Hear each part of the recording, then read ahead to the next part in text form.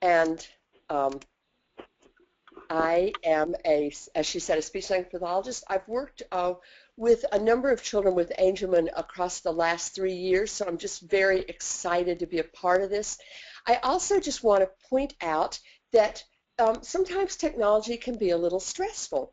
And so we are going to do the technology chant together, which I recommend doing often. So in your homes, in your schools, wherever you're watching this, I want you to raise your hands, cross your fingers, and repeat after me. Please, please, technology work. Now, I recommend doing that every day so that all of your technology will work for you. I just want to point out that my new computer stopped working this morning at 8:15, and luckily AppleCare got it working by 8:45 so we could do this session. I also want to point out a couple of other technology pieces. One is that I have a website, aacintervention.com, with a new tip every month, and I have a blog where I have a lot of just little mini tips that I put up more frequently. For example, yesterday I put up a tip on how to download a video from Facebook, from one of your Facebook friends, and you get their permission first, but that's how I'm going to show you some videos today. I was able to download them on Facebook. So let's go ahead and jump in and get going. Now, one of the things that we are going to talk about all year is communication, but also reading and writing. And so this is my big picture all students need statement. But today, all I'm going to be talking about is a way to communicate via a robust language system. You guys watched the webinar with Maureen Nevers last week about robust communication systems. Today, we're going to talk about the second part, people to model the use of that system for conversation and to support literacy.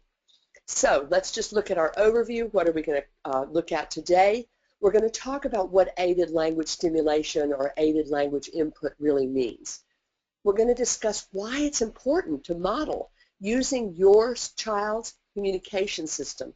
If you're a professional watching this, then this will be the communication systems of your students. We're going to talk about tricks on how to get started so it doesn't feel so overwhelming.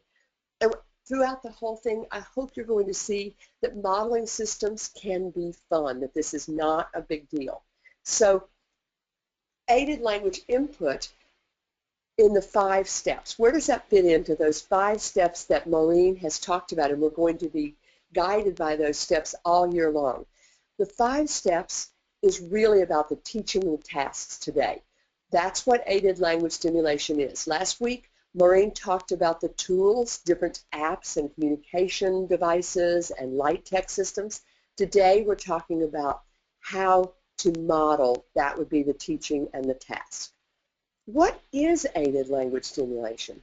Well, it is where communication partners provide aided language input by highlighting symbols on the child's communication display as you interact verbally. This is something that was suggested in 1992, so it's not exactly hot off the presses, but it's really important and is not done nearly enough. There's some great research on the success of aided language input. So basically what we're doing is we're just kind of thinking out loud and touching those key symbols as we talk with our students. Linda Burkhart has made it very clear that for an aided language input to work, we need to have an aided language learning environment. And the first piece of that is an AAC system that has enough generative vocabulary so that you can say what you want to say when you want to say it. Got to get beyond the eat, drink, and toilet mentality, which unfortunately has been the mentality for just decades now. Maureen talked about this last week. If you have not watched webinar number 2, Does Your App Measure Up? Please go back and watch it because it's very integrally related to what we're talking about today. And the summary is that a complex language communication supports must include, number 1, a sufficient quantity of words and letters, individual words and letters, not just phrases, because when you have only phrases, you can't be more generative. So example, if you have the I want and then a number of nouns, you can't talk about the fact that you love Angry Birds. You can only request to play Angry Birds. You can't comment on how much fun it was yesterday when you played Angry Birds with your dad. You can't talk about things that have already happened. You can only do the requesting. We also want to represent a range of language functions, as I was indicating, that we don't want to be just about looking at the requesting function. We want to get lots and lots of language functions for our students.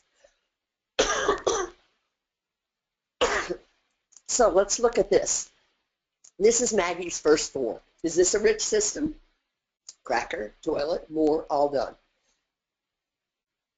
I love that Aaron has just put at the bottom, don't do this. Let's think about how often during the day you would be able to model that system. Okay, let's go back to Angry Birds. Well, we could do more and all done. Cracker and toilet are worthless. What about if we are getting ready to go for a ride in the car? You can see just way too limiting. A lot of times we've heard that someone say, but they're not ready for a real system with lots of symbols. I worry about this. I feel like it's gatekeepers holding our students back. Let's make a list of the symbols your child already recognizes. And we're going to remind people that you didn't teach them. They were just introduced naturally, and they're very motivating. So first of all, I want you guys to look at the 4 I've shown. McDonald's, the Minions, the play symbol for Netflix, and good old Angry Birds. What I want you to do is take 1 second and just type in a symbol your child learned before they had an formal AAC system, and that they learned without anyone teaching them. So we're going to type that in, and then Stacy's going to respond back to me.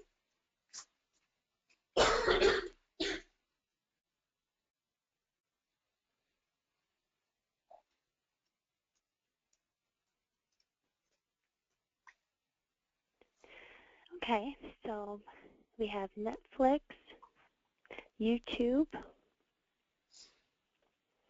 iPad, the Clone Wars characters, Disney Channel, photos, train picture, PBS Kids,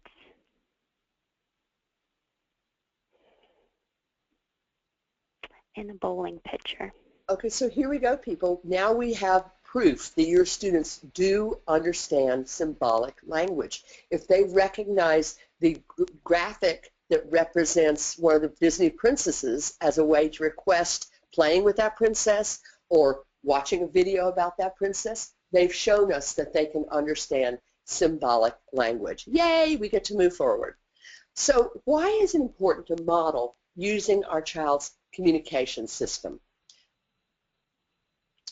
This graphic done by Gail Porter over 10 years ago is so powerful to me. What it says is that for typically developing children, we have, I put the wrong graphic up. I'm so sorry. It's supposed to show a graphic of the input is spoken language, and for typically developing children, the output is spoken language, and they're happy campers. We're going to come back to this one later, but we know that for most of our children in this planet, they hear language. They speak the language that they're spoken. So if they've heard Chinese, then at about a year, they start speaking some Chinese. So what we see is for our students who are typically developing, that works just fine. For our students who have you need to use augmentative communication, having an input of spoken language is not going to yield an output of aided language. It's really, really hard. So that's very difficult. How long are you willing to talk to children, giving them lots of receptive input before we expect them to start talking? So after a week, do you say, oh man, this really isn't working? No, we give them a little longer. Maybe we give them 3 months and say, you know what, this really isn't working. I think I'm going to stop. Of course we don't do that. we have no problem waiting for a year before we get that first word. And yet I have heard conversations where people say, well, you know, Jacob has had that communication system for 3 months and he's still not using it. He's obviously, it's just too hard for him. We need to take away those symbols and just give him a few. We haven't modeled it for a year. We haven't given them that receptive input before we expect them to start talking. And how much language is enough? During the course of a day, how many words are we going to say? And do we have to just wait till they're ready? Let's just keep waiting. They'll show us when they're ready. No, of course not. What we need to do is think about how much input we want. Typically, developing children hear 4,000 to 6,000 words per day for about a year. And then we say, yay, when we get that first word, right? 4,000 to 6,000 words per day. How many of us are modeling 4,000 to 6,000 words a day for a year on communication devices? If we haven't done that, then we can't say they're not ready. They can't do it. And then they hear 4,000 to 6,000 words per day for that second year. And we're just thrilled when we get those two-word combos. So we want to have as much input as possible. How many times do you think that typical 1-year-old has heard the word daddy modeled before she or he says it? Do you think it's 500, 1,000, or 5,000? Type in your answer now.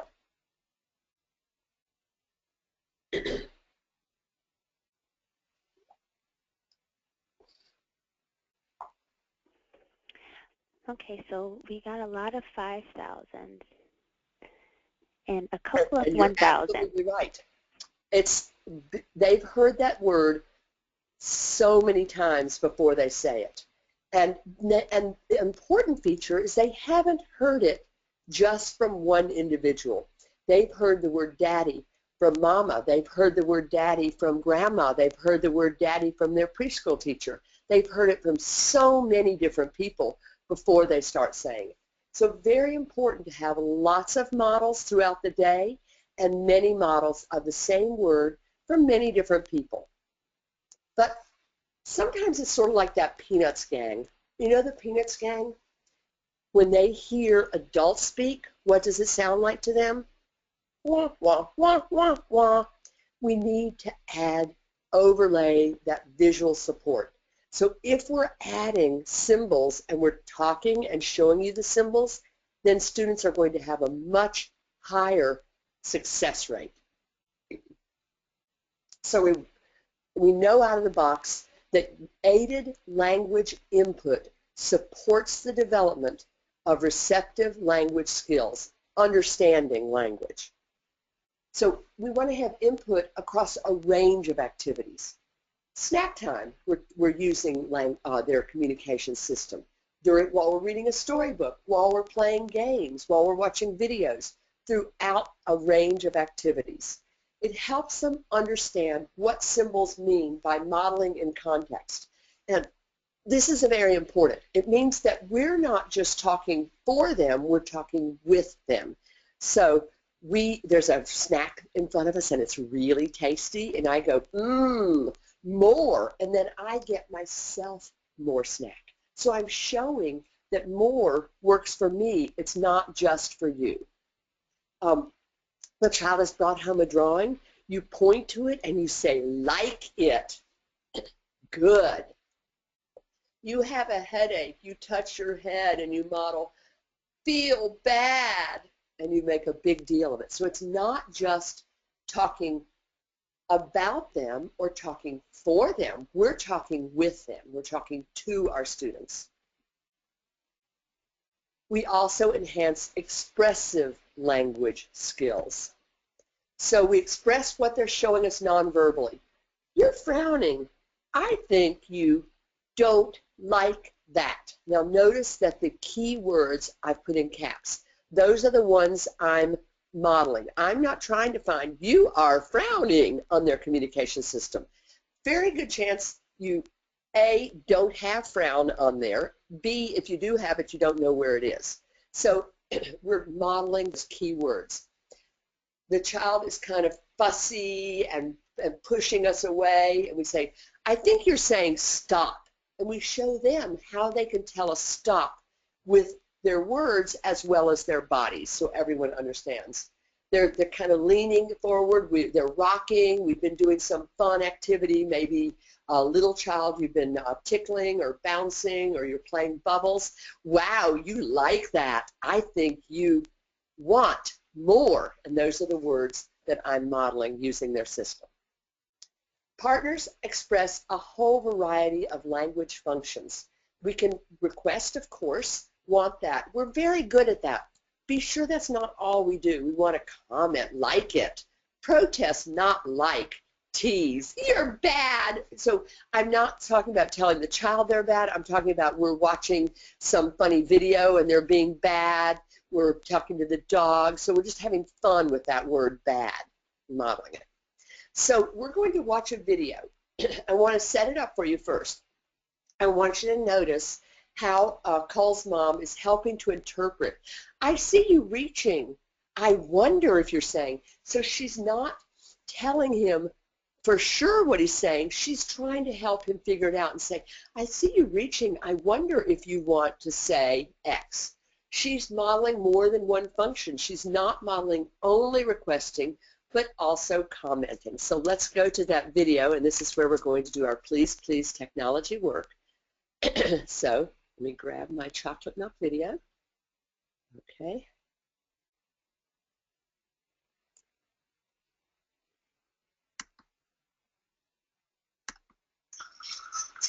Cool. I see you reaching for something. I wonder if you want something to eat or drink. Did you want maybe chocolate milk? Did you want chocolate milk? Is that what you were pointing? So it looks like this is what you want. Yes, I think you wanted to drink chocolate milk. Go back to the main page. Cool. I also wonder if something is wrong. Kind of looks like maybe you feel tired. Kind of looks like you maybe feel tired, Cole. Because I know that today, go back to the main page. And then she goes on to tell him that he had a big day at school, et cetera, et cetera. So just lovely the way she said, I see you reaching. I wonder if you want something to drink. Maybe it's chocolate milk, because there was chocolate milk available to him. And you saw him kind of leaning forward and doing a little bit of showing a yes face. And so then she goes through and shows him again how he can tell her that he wants to have chocolate milk. But then she goes and comments, and she talks about how he looks tired. So it's just a really lovely early modeling for her son, and very calm and having fun with it. We can also provide literacy support. We can make associations between symbols and words. It shouldn't be a test, so be really careful. We're never testing. When we sequence symbols to make a sentence, that's helping students see how to make a visual sentence. So it's really helping with their literacy too. So if I'm saying put it here, and that shows up in the message window, you saw that on Cole's, how the sentence she was making was showing up on his message window, and that's really going to help him. Carol Zangari, Practical AAC, has done a wonderful set of lessons on aided language stimulation, so I highly recommend looking at that. And she also talks about how it simplifies our oral input. It helps us choose words better. Instead of saying, oh, wow, that's a really neat show, we might say and model, I like that, because that's something accessible to our students. Instead of saying, we're going to see Daddy, we're going to go in the car, we might say and model, we will go see Daddy. So we've just got the go Daddy. It helps us slow down. That is so important. We can be so fast. And you saw how the pace in Cole's video was very calm and not rushing, so that she was working at his pace. So here we go. That spoken language in, spoken language out works for our typical students, but they have spoken language in, aided language out is very overwhelming for our students who need to use augmentative communication. So for children who are learning those aided symbols, we can't just give spoken language in and aided language out. We have to offer them spoken and aided language in so that we can get aided language out. One last thing under the why question. This is from Erin Sheldon, and she says regarding communication and children with Angelman syndrome that they have such a strong social interest.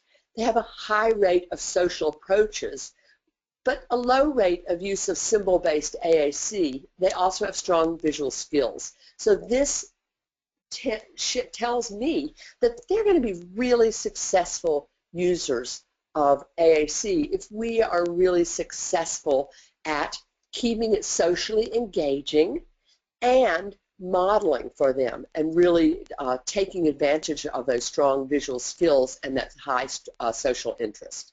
So how do we get started? We've talked about all the reasons for doing it. What are we going to do? Just remember, it takes time to get good at this, and that's okay. Please don't be panicked if you're not good right outside the box. Remember how long it takes typically developing speaking children to make sense of the language around them. It takes close to a year to get that first word, so it's okay. The goal is for us to be doing lots of modeling and not be so worried in the first year about what our students are doing, worry about what we are doing. We're going to spend the entire school year getting better at this. That's our Angelman communication training project is about spending a year to get better at this. It's partly about habits, just learning how to have a system always within reach. Linda Burkhart and Gail Porter have talked about that a lot. That with POD, they spend a lot of time just helping people have that system with you, have it always in reach. So that's true whether you're looking at a light tech system such as POD, or if you're looking at a high-tech system such as a communication device or an iPad with a communication app. So here are some high-tech systems, a couple that Maureen talked about last week, the TouchChat 42 Basic, the Avaz 40. If these are what your child is using, how can we make sure they're always with us? Is your child wearing them? There are different ways to make that available. Light tech works too. Copy your home page and put it everywhere. So this is an idea from Pam Harris. She actually silk screened it and made pillows that were kept in multiple rooms. So there's one in the living room, there's one in the bedroom. That doesn't mean they don't use this device a lot. They do, but there are times it isn't available and they use this light tech pillow. So here we see Nico, and he has his iPad with him that he can use, but he also has his home page set up all around the house. You're going to see it everywhere. I mean, at the water table, you know, laminate it twice so it doesn't get wet, and then put it at the water table so you can play with it. So have fun. I have a Pinterest page for that. My Pinterest name is very tricky. It's Caroline Musselwhite. And so there's one of my Pinterest pages is called AAC All Day Long. And I'm trying to share ideas. So you'll see in the up in the upper left that this is a communication page that one of the moms of a young woman with Angelman has set up for a floaty to take in the pool so she can talk in the pool. You can see in the lower right-hand corner, that's a picture of Josh on his bicycle, and they've set it up so that he has his iPad with him, that it's attached securely to his bicycle so that when he stops, he can talk, so that he has it all day long. So start small. This is the most important rule. Start small. We're going to eat that elephant in small bites. For example, just model the key core words as those are more familiar. So say, let's go play. What? should we do? And we're only modeling those key words that are in caps, so it's not so overwhelming. So you want to say, let's stop and get something to eat. What 1, 2, or 3 words could you pick to model? Some of you will be modeling just at the 1-word level because your students are beginnings. Some are modeling at the 2-word level, and others at maybe the 3-word level. So I want you to pick either one of these. Let's stop and get something to eat, or who wants to help me make a cake? And I want you to type in 1, 2, or 3 words that you would pick to model.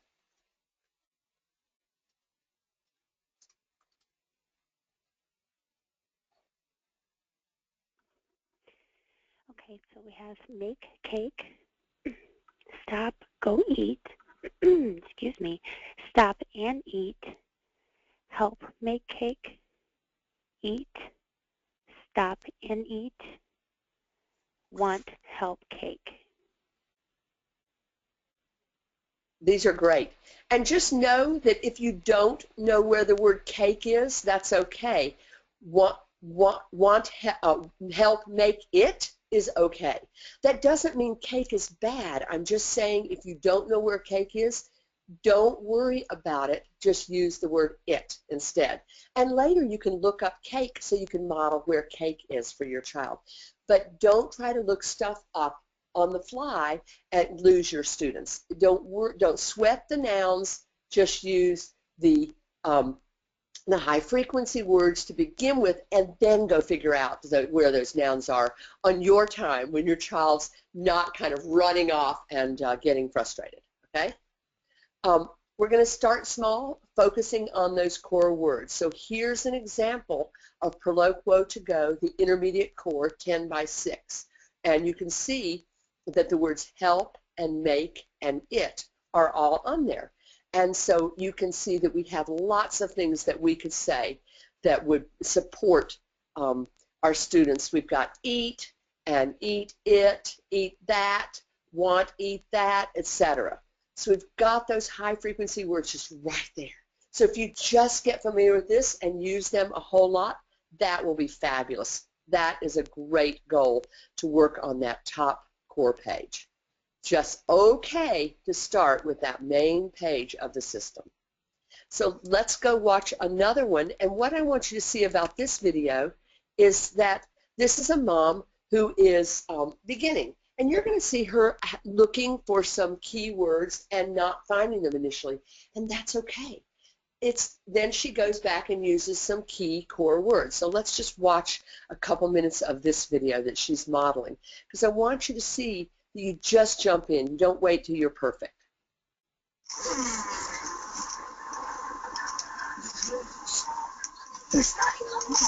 Oranges. Who's going to eat the oranges? Oh, is this fun? Which of my puppets? Which of my puppets? I don't even know where fun is. Hey, which puppet? Does that look familiar, Okay, people? apparently fun's not on the fun page. She is going to eat the oranges. She is eating. Oh, I know describing words. Let's describe. It is fun. What is C going to eat? I like this. Apples. Oh, Who's going to eat apples? the boy has. He is going to eat the apples. The boy so The boy is feeding them an Apple. apple. More? Can we do some more? Oh, he said to feed more. Is more on here? Pumpkin. Who's going to eat the pumpkin? No, I don't see more. Okay, I'm not sure. You're weird. What's my puppet? Wow. Who's going to eat it? Is he going to eat the pumpkin, or is she going to eat the pumpkin? Who is going to eat the pumpkin? Okay, so we're going to post these videos for you so you can watch the whole thing. But one of the nice things about that video is later she comes back and she finds the word more and she models the word more for him. So they're just so many words that we can model using that keywords approach. I love the way she kind of stepped back and went, I like it. She found the word apple. That takes a little longer, and that's, that's okay. But just thinking about how we can spend a lot of time starting small and just modeling those keywords. So let's look at the kinds of things that the mom was able to do, Cheryl was able to do in that video. She was able to talk about eating, and she was able to say more. And you can see that a lot of these words are on the DLM Core 45. The DLM top 40 words are represented here. That stands for Dynamic Learning Maps. They have spent absolutely hours and hours of research finding the top 40 words that are going to be most useful for home, community, and school. Deanna has made a communication display with those, plus adding a few other words like eat and drink that we know are just really helpful for some of our students. So it's okay to start with a light tech AAC page or set and then program it later. One of the things we'd like to point out is that if you're just beginning, don't freak out about the need to be programming and modeling and figuring it all out. It's okay to start with light tech and figure out the high tech later. Start small. Here's another way to start small. Pick one activity to model the first week, and then add activities across the time. So say, okay, story time's really easy because my child loves reading. So I'm just going to model story time. And I know that I can model things like, where's he going? Let's turn the page. Look, all those high frequency words. Ooh, like that. Oh, silly. We can model those types of things during story time. You've done that a week or two. You're starting to feel comfortable with that. Let's add snack time. You already know a lot of words now that in snack time you've already learned more from story time, and you already learned like that, and you already learned where, and so now you can just incorporate those words that you already know in the snack time. So it's going to go a lot easier, but you're still modeling during story time. Once you feel comfortable with that, and notice I said it might take a couple more weeks because, oh gosh, we don't have snack that often at our house. And so we might take 3 weeks, or maybe you got sick this week and so you didn't make as much progress. That's okay. We're going to just add on as you can. Now we're going to add the coming home from school and looking at your backpack and talking about all of those types of things. So just adding a little bit at a time. So your homework is to pick 3 activities that seem really easy for you, and then choose the one that seems the very easiest, and we're going to try that. This is an example of a choice board. It's got lots of nouns. Choice boards are generally all about picking nouns. It's great for making choices, but I just want you to remember that choices are not conversation, and making choices is only a small part of communication. So don't get too bogged down in just having so many nouns, because communication is when one person shares something the other person did not know they were thinking. So we don't want to get into, do you want this banana? If you want this banana, tell me I want banana. Well, we already knew that, so that's not really communication. That's just making the student jump through hoops. We want to get communication when they can tell us something we didn't know they were thinking. That's the holy grail for being successful using an AAC system. Think about color coding as another how-to trick. Gail Van Tatenhove calls it talking in a rainbow, because action words and describing words and nouns and pronouns are all different colors, and so it makes it easier to find them on a communication display. So I'd like to ask you if color coding helps you find words. It really helps me a lot. So I'd just like to type in yes or no if it seems like that would make it easier for you as a modeler.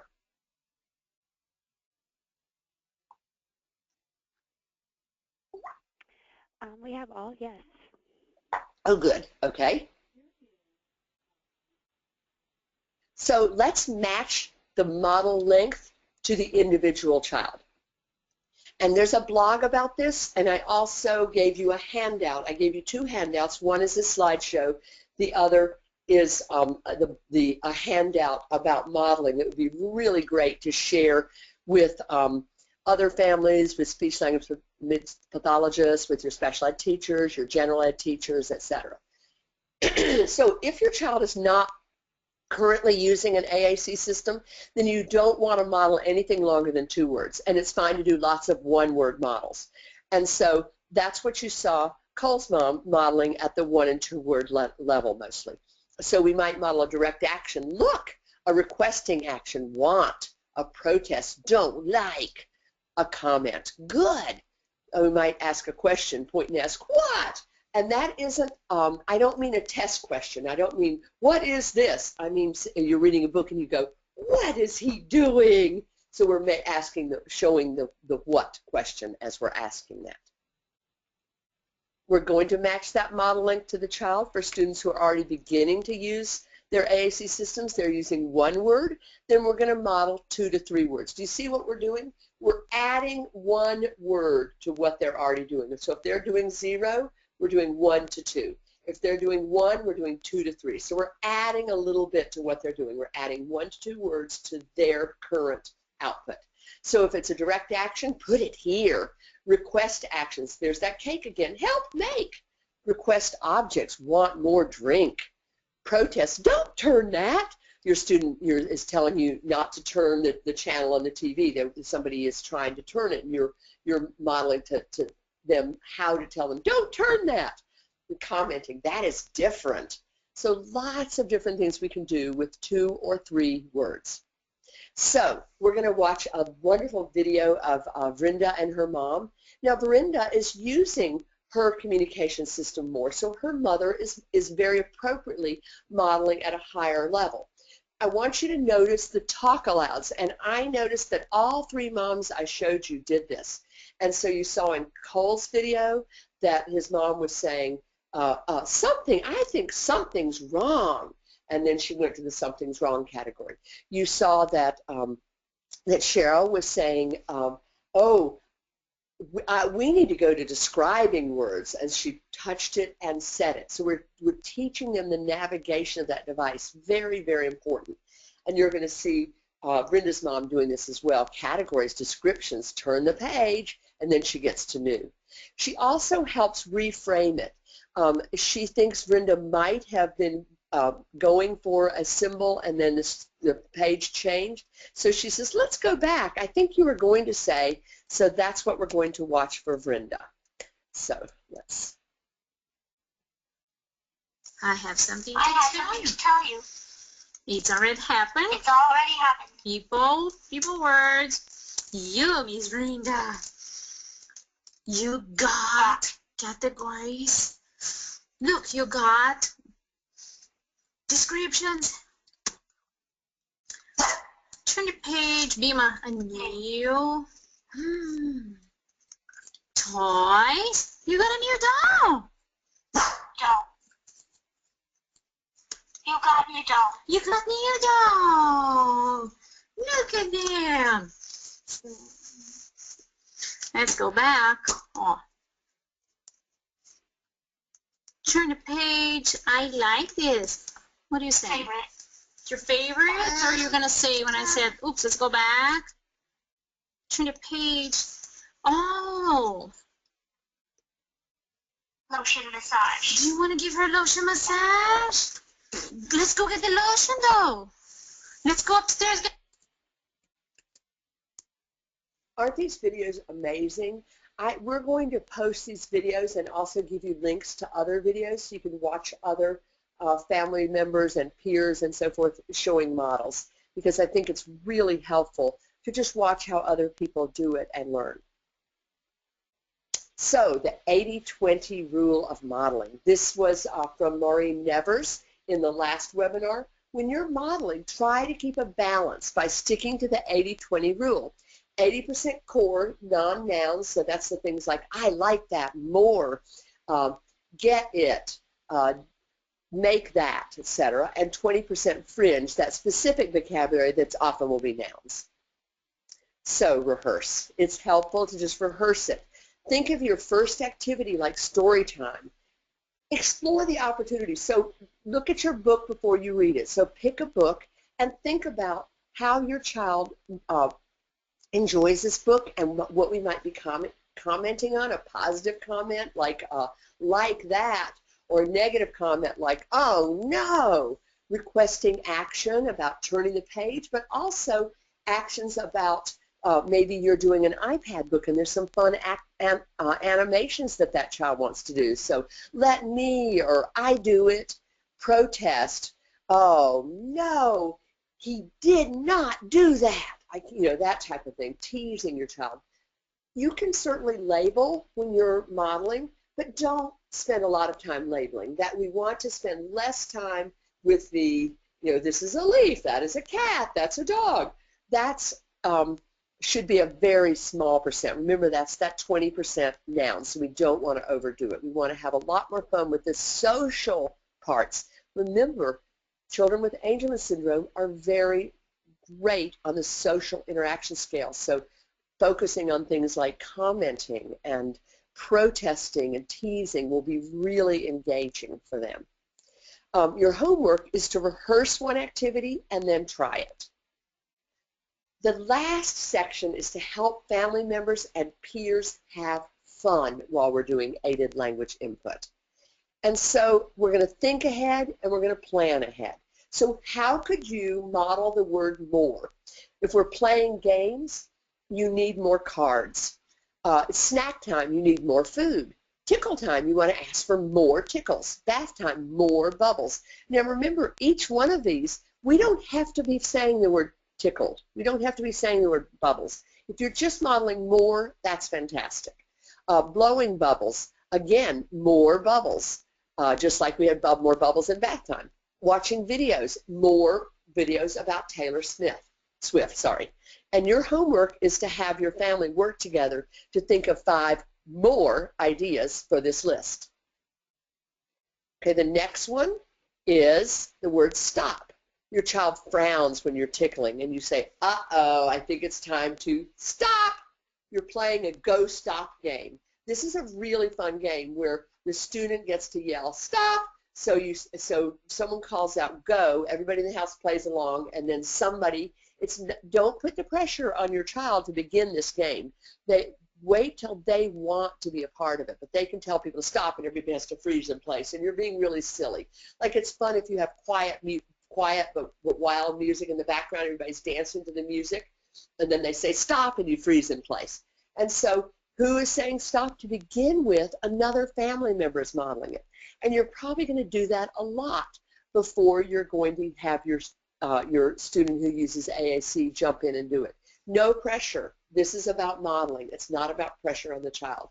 But your dog is chewing on a sneaker and you call out, Rover, stop chewing. You're riding in a car. Somebody else, not the driver. If you're the driver, you're not doing this. Model stop every time you come to a stoplight or a stop sign. Remember, don't overdo telling your child to stop unless it's game time. So stop isn't about behavior control. Stop should be more about social interaction, commenting, etc. So again, homework, have your family work together to think of 5 more ideas for this list. What are some more times you've used the word stop? Once you start doing this, it starts feeling easy, and so it doesn't feel so overwhelming anymore.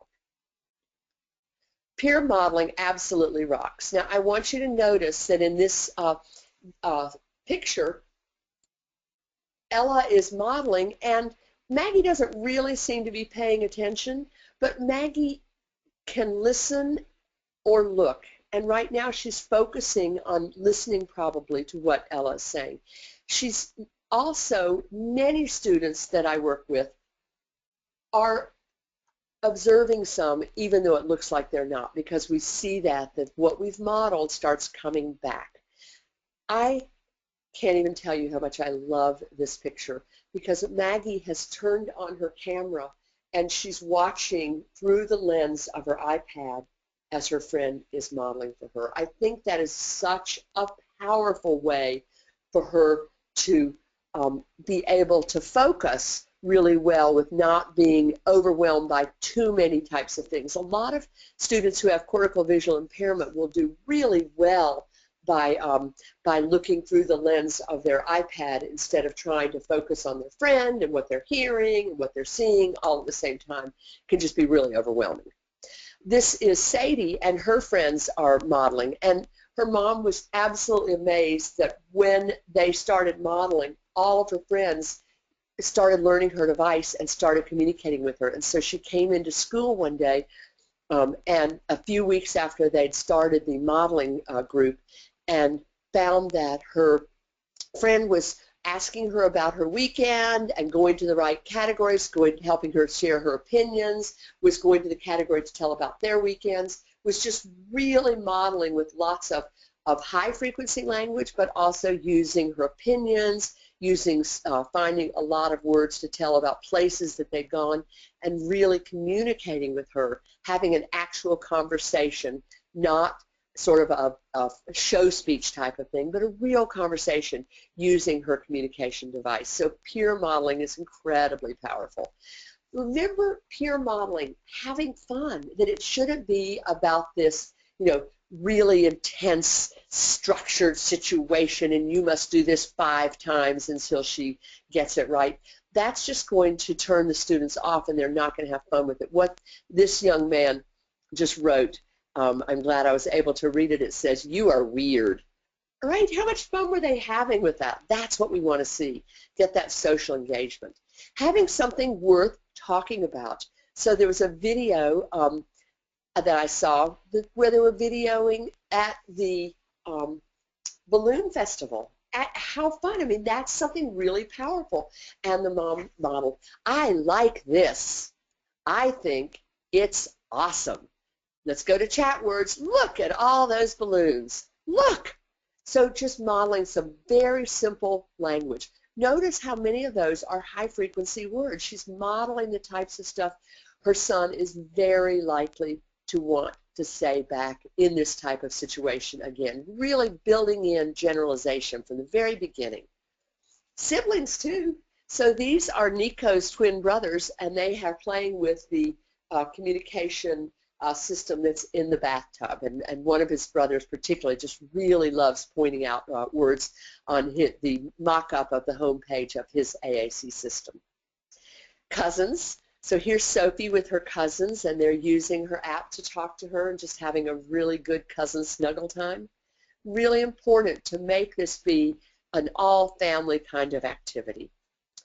It's also incredibly, incredibly helpful to have students who are good at AAC be role models. So Krista is modeling for Alexa. They're doing turn taking. She's modeling sentence creation. And now you see Alexa taking her hand and helping her use it. And what was so exciting about this is that it was such an aha moment for Alexa. Oh, this is really a communication device. It's not just about it's not just kind of a toy, and it's not something I just do in speech therapy with my speech therapist, and I do it occasionally with my mom, but this is an actual conversation tool. And just so you know, Krista does Skype coaching, so if you're interested in getting a fluent AAC user to do some modeling for your child, if you don't have anybody in your community, that might be a possibility. If you want to learn more, Practical AAC has a wonderful, wonderful handout and series of information on pivotal skills, and it's on aided language input. So definitely go to the link I have put on here. Lots of other fabulous stuff at Practical AAC as well. So what are next steps that we might want to consider? You can download the handouts for this webinar. I would suggest when it gets uploaded that you watch it again and think about how it applies to your child. So for example, think about what is the home page that I want to print out and just have all over. What level do I want to be at? Am I modeling at the 1 to 2 words or 2 to 3 words? What activities do I want to pick? So try a few of those homework ideas I suggested. And then just jump in and start modeling. You will make mistakes. And that's okay. That's why I wanted to show you a range of videos where sometimes people make mistakes, and that's okay. Everyone is getting better at it. One of the videos I showed you where the mom was trying to find the word more was her second time doing an aided language modeling, and she's videotaping so she can learn and look at what she's doing and see, okay, here's what I need to practice for next time. So videoing yourself doing it is another really great idea. Okay, do we have any questions now? Yes, we do. Great. Okay, this question is from Jason. How should we handle this process when our child might have a few words they can say, or they can actually go to the refrigerator and point to the chocolate milk? Should we stop what we're doing to pick up the iPad and model at that point? So my feeling is that if your child goes to get chocolate milk, it's fine to just reiterate, oh, you wanted chocolate milk. Sorry, I didn't know. And just not ask him to do it, please. He is already doing it. You can show him where those words are, just because there might be a time when he's at somebody else's house and he wants chocolate milk, and he isn't able to just go get it because he doesn't know where it is.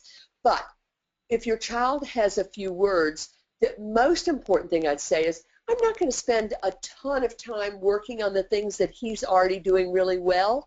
I'm going to be modeling stuff that he's not having so much success in telling me with his words, with his body, etc. I'm going to be modeling things that are harder to share, that aren't just about requesting, that are things like commenting, that he's showing maybe in a subtle way with his body, but maybe isn't even aware that he's getting that message across. So if he's kind of smiling and leaning forward, then you're saying, oh, you like this. So you're showing him in that way and modeling. So don't overdo with the things that they're already doing. It's fine to just quickly say, oh, you told me you want chocolate milk. Thanks so much for telling me, buddy. But focus more of your time on things that they are not telling you so clearly with their body or with words they already own. Okay, this is from Isabel. Do any of these AAC programs come or are available for Spanish speakers? So I am going to have Erin and Maureen jump in on this, and I will try to get the answer to that. I know that a Proloquo is coming out in Spanish soon. I know that there's a Nova Chat in Spanish, and I'm trying to remember if the Touch Chat app is now in Spanish. I think it is. I am not positive about that. So what we're going to do is, if you'll post that question to the or send it to me, and I'll post that question on the Angelman page. I will also tag my friend Deanna Wagner, but she's flying to Europe today, so she may not get back to us quickly. But we'll tag a couple of people we know would know that answer to that question, okay? Okay. This question is from Eileen. When modeling conversing with your child, if your child is using a tablet, iPad, Android, etc., do you have to use the exact same, or can you use a manual board if you don't have two tablet devices? Do they have to match exactly? So I like them to match because it's the location your child is watching, but you could certainly use a light tech version. And we will post some pictures of light tech versions. In fact, I think we did this on I'm on so many different Facebook groups, I can't remember, but I believe we showed, for example, a light tech version of Proloquo to Go on the this Angelman Communication Training Facebook group. If not, I'll be sure to put that on there so you can see that. So yes, it's fine to use a light tech, but just try to have the main page in the same place so that you can show them, oh, I like that, and then I'm going to eat, and then you flip up your page for eat and you show where the symbols are on your light tech. So it's fine to be modeling on a separate device. I also model on the child's actual device. I don't always do what I call dueling devices. I often just model on their same iPad. You saw that all three moms in the video were modeling on their child's actual iPad. They weren't trying to use a separate iPad. So that's okay too. Okay, this comes from Katie. Our department is looking to standardize a core board to use with students and have available in all school environments. Is there one that you would recommend? That is an incredibly tricky question because kids are so different, and it's really kind of scary to say one size fits all. If you have to do that, I would definitely go to the DLM and look at their recommendations for the top 40 icons, for example, and look at that. The DLM 45 one that Deanna did, for example, was based on that. But I also, before I could really give a good answer to that, I'd need to know what kinds of communication systems and apps are also being used across the school district. For example, there are some districts who are using primarily Proloquo. Other districts I work with are using primarily Touch Chat. I know another district is using primarily Words for Life. And if that's the case, then I would take the home screen from those apps. I'm not a big fan of doing that, though, because I understand how much easier it is for the staff, but it really can be problematic because some of the students, the reason that there are a lot of apps out there is not just because there are a lot of companies that are trying to make money, because I think the companies that are making these key apps we've talked about are incredibly wonderful, so motivated, so believing in the students they work with. And the reason they're different is that one size doesn't fit all. Okay, this question is from Stacy. We have set phrases in his About Me page. What do you do when he keeps hitting the same buttons over and over and over? Do you keep acknowledging or ask to say something else? So that's a kind of a behavioral issue, and so I try to use natural responses, and I'm going to ask Erin to jump in if she's here, or Maureen afterwards, and give their input on this one. What I like to do is say, you told me that, like what else is new? So instead of being directive, being communicatively responsive, saying, yeah, I know that, old news, tell me more. And so going back, leaving the About Me page and saying, more please, and then seeing if they go back to the About Me page and come up with something new. The other thing we can do is get some peers in to deal with that, because peers are really great at being naturally responsive. And also they can model that you show multiple different things about me, that you don't just tell one thing, that people like to learn new things, so that they can model that very well. Maureen or Erin, if you're here, will you jump in?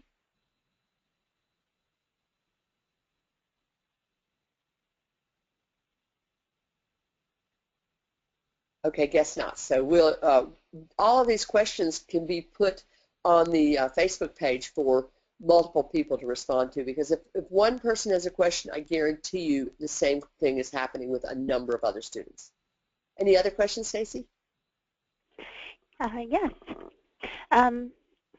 This is from Don. If we've already been set up requesting, how do we pull back to make it more robust for conversation?